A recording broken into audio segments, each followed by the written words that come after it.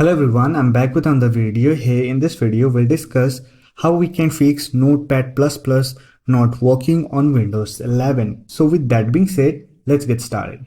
To fix Notepad++ not working issue on Windows 11, first of all you have to restart your Notepad++ application. For that, simply right click on taskbar, then open Task Manager. Here on the Task Manager, simply click on Processes tab and look for Notepad++ application. So here we have the Notepad++ application.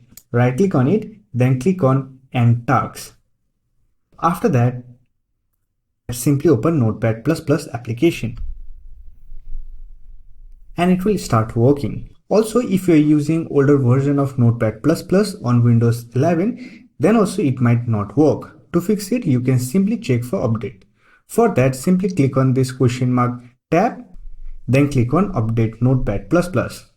If there is any update available, simply download it and install it on your Windows computer, and it will fix the issue. So that's it. This is how you can fix Notepad++ not working on Windows 11. I hope this video was helpful to you. If you found this video helpful, don't forget to hit that like button and subscribe the channel for more videos like this. Bye for now. See you next video.